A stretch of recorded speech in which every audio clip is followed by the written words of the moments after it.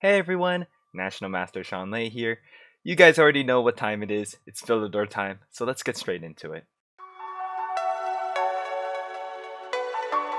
Alright, so a lot of you guys have really been enjoying these Philidor games. I know a lot of you guys have been practicing, a lot of you guys have been working some Philidors into your white and black games. Now, something important that I want you guys to understand, and don't get me wrong, and even though the Philidor as white is not a bad opening whatsoever, I do recommend you guys, especially if you're first learning things and trying things out, only start playing the Philidor once you get the hang of the fundamentals. The Philidor has some issues like in the London system where, yeah, you'll be very good at the system if you practice it a lot, but the problem comes when, well, when you want to branch out and you're going to see a huge, you might see a big fall in your rating if you only play Philidor. So I don't want you guys to fall into that trap. So if you want to play Black Philidor, that's completely fine. Use your white games as a time to experience new types of structures. That's one of the reasons why my Philidor is quite strong. I've had opportunities in the past to practice all sorts of structures that I can use in my games in the Philidor. Alright, now that that's out of the way, I'm going to be playing against this 800 rated opponent. He's not doing too badly here. Well, I spoke too soon. He just gave me a free pawn. I will take the free pawn. Now, 800 is not the strongest type of player in the world, but I know a lot of you guys still struggle with these type of players as well. And so what I recommend you guys do when playing against these people is just try to take advantage of your opponent's, weaknesses and just take advantage of their mistakes. You don't really need to go for anything big. You don't need to go for anything spectacular because more often than not, what I usually see is when people go for things that are crazy, that are cool, well, that's when people mess up the most. I'm looking at people who try to do a lot of in-between moves. Those moves are a little bit too spooky and a little bit too difficult for a lot of people to do. And so I don't recommend them. Simple chess is best chess, as I like to say, guys. As you guys all know, I like to say. Let's just pin him. More pieces I can trade off, the better for me. Though I probably don't want to get rid of my bishop pair. The bishop pair is very strong. Could play f4. F4 is pretty dangerous. Let's play bishop d3 before developing a piece because, well, the bishop belongs here, aiming at this square over here. It's very deadly. Who knows, maybe we can catch our opponent off guard. And later we can develop our pieces like this. So I think it's a priority here to bring our pieces like this because it's an easy attack against the opponent's king. How do I know that this is an easy setup to attack the opponent's king? Usually when there's a knight on e5, it shows it's a good setup. As you can see, our pieces are all working together to get to checkmate. So it's just a matter of time now. This is also one of the reasons why the center is very important. It's a minor reason, but it's an important reason nonetheless. Let's see what our opponent does here. If he plays knight c6, I'm tempted to just play pawn f4 and just say, hey, if you take me, I'm going to take back with my f pawn and now have an open f file to attack your king as well. It's not looking too good for our opponent over here. Alright, so he plays this. Let's just play f4. Now, when you play f4, you need to be scared of this weak e4 square, but I'm not too scared here because, again, I can always just capture if I need it, or I could just play knight here. Also, I got to get rid of my bad bishop for his good bishop over here, like this. This is a bad bishop because most of my pawns are in dark squares. That's his good bishop. Well, you can tell that this bishop's just garbage, right? Alright, let's play here. Let's just try to trade off pieces. Maybe I should have played f5 first. Not too sure. Doesn't quite matter. Because f5 does stop him from playing f5, but I realize f5's not bad for me because look at this bishop over here. If you guys tell me that's a great bishop, I don't know what to tell you guys. It is not. It is a sad bishop. A bishop. That is terrible. Alright, let's see if our opponent sees that I'm attacking his e4 piece. Maybe we can get it for free. If so, that's a win-win.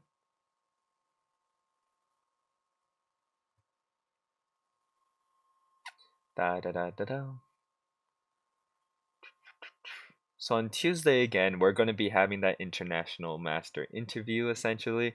I've gotten a few good questions, so keep them coming if you guys want anything to be answered by them specifically. Alright, let's just take here. It's fine. Trading off pieces again is just better for me. So which way is he going to capture a pawn? Pawn allows me to play queen e2, just attack like that. Very strong. He should capture with the... I realized either way he captures, he's going to have some very weak pawns everywhere. Which is not to our opponent's advantage here. Alright, let's play queen e2. This looks very simple. Just trying to win this pawn over here, this guy. Now, one thing I do need to be scared of is possibly some pins on this file, which I don't want to deal with. So, I'll probably just, take here first. Maybe play queen e6 check. And win the c6 pawn. Though I probably need to be a little bit spooked about this pawn running all the way down the board. That would not be good for me. Not at all. Let's play rook here first. Threaten the pawn. When he defends with a rook here or something, then we can play queen check, winning that pawn there. It's a little bit annoying, but we'll be fine. Things always turn out fine, so it's all good. No need to worry, no need to panic. This pawn is a strong one from our opponent, but we can always play g4, f5 if need be.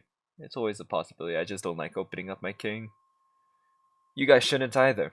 But sometimes the need outweighs the want. Yeah, I mean, I could just play g4 and then we just win the piece. But, you know what, let's just play this.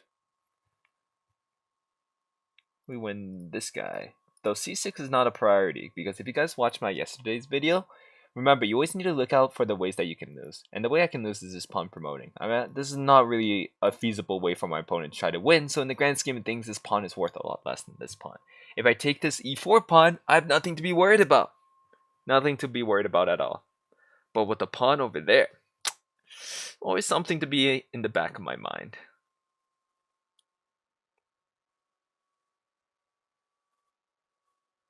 It's gonna be hard to dislodge it the more I think about it. It is what it is, though.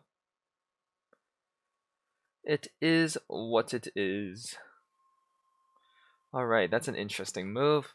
I can just take on c6 and then threaten this guy over here. Personally, I think his best idea was probably just to move the king to the side. Sure, it allows some back rank mate ideas in the future, but this just lets me gain some tempos, which I don't think is favorable for my opponent here. It's not good. Not good at all. Alright, so he gets the pawn to f5. Now do I just play a move like d5 and just say hee hee? I'm going to use my pass pawns to annoy you. I think we do that. d5, what if he plays rook c8, then I take on e6. Need to be scared of some random checks on like c5 or something. That would be annoying. One thing that is important to note is one of the best defenders of or blockaders of hanging of the pawn. Of a connected pass pawn like this is the knight. If I can hop a knight over here, it'd be very good. But it seems like I don't need it because I can just take here with a check. As you can see, just like I said, in between moves are the moves that cause people to mess up the most. So if he had just played something simple instead of going for something like this, he would probably, he had chances with that pass pawn. But now there's no chances whatsoever because his bishop is gone. Play simple, guys. Practice your tactics on Tactics Trainer, and until you're ready or fully calculated, don't try to go for any tactics that you're not sure of, especially in fast games like these ones over here. It's not good. Not good at all. Alright, so, again, only way they can win is this guy over here, so we're going to try to blockade that. Don't want him to win using that. So we're going to blockade it, make sure that there's no way that pawn can make it to the end. No way, Jose. Also, another way they can win, obviously, whenever there's rooks, is they can just get to the second rank and eat everything. But my knight's doing a good job defending that. Though a5, a4 might be a possible idea my opponent can go for.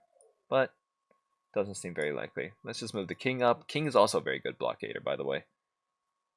Alright, let's just try to trade off pieces. Trading pieces, good. Or just double trade here. If we double trade here, it's a win. When you're up a knight, or even just in knight endgames, you just want to, I'm just going to use my king to blockade here. He can never move. And now this knight's going to go on a rampage. He's just going to eat everything. What's my opponent going to do? He can't push this pawn. King will stay with this guy. And if he stays with this guy, he has no win con. So now these pawns are just going to push their way up the board. I'm going to do something that technically isn't the best idea, but I'm just going to show you guys something. Let's say you're not comfortable with this d4 pawn over here. What I'm going to do is I'm just going to sacrifice my knight just to get rid of his only threat. It's gone. And is this much easier to win? The answer is yeah. This is much easier to win. In fact, it's literally impossible for your opponent to try to well, I don't know what this is all about, but it's basically impossible for your opponent to try to win here. And because the zero win condition, other than we doing, garbage moves, but since there's no win condition here, we'll just promote all the way to the end. And once we promote, we win the game, because you guys should all know how to win up a queen. If you don't, there's tons of videos online that can help you out with that. But if you want me to make one, I can make one too. There are different ways of doing it, but they mostly all are the same. Now, as you get closer to something like this, one thing you need to be scared of is stalemate, but one thing you should always note is if he has pawns, it can never be stalemate, because, well, it can, if they have pawns that can move, it can never be stalemate. So one thing I can do here is I can just keep checking it, because checks are also never stalemate. But I always know that, there's no way for stalemate because he always has a move here. I'm not even going to take it. Let's just do this, something like this. Just slowly get his king down the board. Ba-ba-ba-ba-bum. If I check over here, it doesn't really do much. You know what, let's just play here. Again, even though this is not a check, we don't have to be worried because there's no way that he can win because, stalemate because his pawn can move. Alright, and so we won. As you can see, very simple game over here. But it's a game that you can be proud of. Yeah, it's a 53 move game against a 800 rated player, but it's not the number of moves you win, but the number of mistakes, blunders, and missed wins. And as you guys can see over here, there were none. Alright, let's do another one over here. Let's play against somebody a little bit stronger for you guys. Let's do this guy. He's an 1100 or around 1200 rated player over here. I'm going to play my Philidor setup. Philidor setup, by the way, you can start off with e4, d3. Ooh, I'm proud of him. He's playing a Philidor too. Nope, he's playing a perk. Funnily enough, one of the worst things that the Philidor can play against is like another Philidor, which is funny. To be honest, I'm not sure you're supposed to bring the bishop out here. I'm not a big perk fan, but this just doesn't seem right to me. Because now my bishop gets to be free. And as you guys know, we're going to play d4. See if he plays e5. Yep, he plays e5. We need to defend e4 before we can play d4. So we're going to play bishop f1, pawn g3, stuff like that. Alright, we might play bishop g5. Because this knight's attacking e4, a little bit annoying. Or we could just go for the b4, b5 strat, though it's not what I recommend if he doesn't have a pawn in d5. Alright, let's just put it here, though. Bishop b2. Ooh, that does not seem good, because now I have a target I can attack now, b5. b5 is the target I can attack, because when I get d4 in, well, it's going to be problematic for our opponent to defend this guy over here. And he never wants to capture me. That's very important. If he captures me, he just gets an isolated pawn on a6, which is bad. Very, very bad. Now my issue here is I don't know where the bishop on c1 wants to go. Does it want to go on b2? Does it want to go in g5 to trade off with that knight on f6? Does it want to go to a3? Does it want to go to b2? Does it want to go to d2? I don't know. I'll have to figure it out.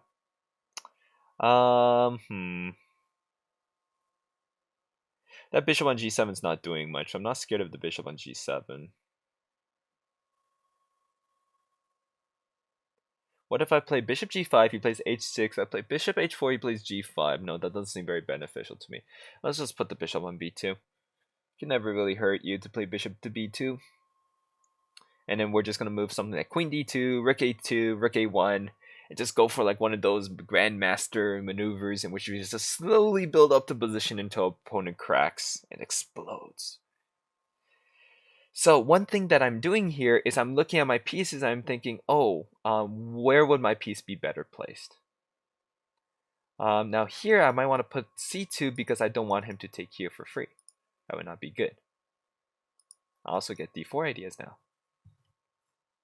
And rook a d1 ideas. I might be pawn a5 ideas. Who knows? He might be trying to play c5, but I'm not sure if that's beneficial to him because he's creating more pawn islands. And pawn islands are no good. Pawn islands are no good for you. He can't play d5 because his e5 pawn is hanging.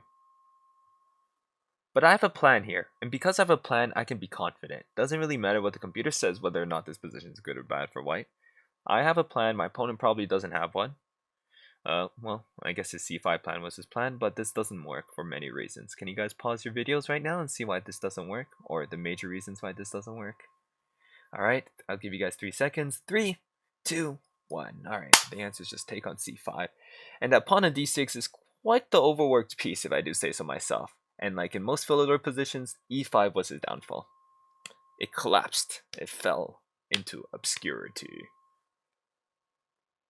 So, we are quite happy in this position. Quite happy indeed. Now, we're up a pawn. So, time to convert. I'll show you guys how to convert, by the way. Although a lot of people have trouble converting as well. Now, we could play queen here. It's a tricky move, actually. Very tricky move. It attacks this and forces the rook back. Or he can move the knight to c6, but that's trading off a piece, which is beneficial to me. Yeah, let's play here.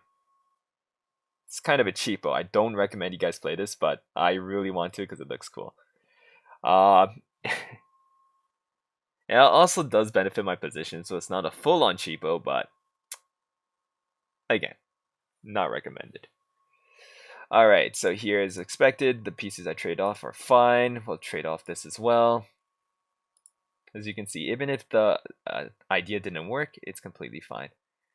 For me, and because of that, it's not exactly a cheapo. But I had bad intent, so bad intent means cheapo. I don't know what he's thinking about. You have to take with the A pawn, otherwise you get an isolated C pawn, or you trade off queens, which is not, it's a lose-lose situation there. Alright, he takes with the queen. Now, do I want to trade pieces? Because trade pieces does make the game easier to win. We could double trade on the A file. I have the bishop pair. Easy pawn to attack on C5. Or I could keep the queens on the board, but keeping queens does lead to potential to losing, so let's just take here, whatever. Yeah, let's just do something like this then. He can create a connected pass pawn, I just realized, which might be annoying for me, actually. No, not really. Not really. I got double connected pass pawns in the center, and then he'll get a weakness on b5, which is easy to win, easy to attack. Alright, see if he wants to trade off rooks. Alright, the answer is yes. He does want to trade off rooks. One thing I need to be wary of is something like this, right? Alright, let's play d4, attack b5. If he's good, he might play this. If he's not, he won't play that. But even if he plays this, it just benefits the double bishops. This is a super cool pawn breakthrough idea, but it doesn't quite work here, unfortunately, for the opponent, because I can just take there. Up a pawn in the endgame? Very nice. Now, something important is you don't want to trade off pawns in the endgame when you're up a pawn like this. Oh, do I have an in-between move, actually? Take here, but what if he does an in-between move by taking here, and if I take his knight, he has c2. And oh no, I can't actually stop the promotion. And so as you guys can see, if you hadn't calculated very well there, well, your position would have exploded.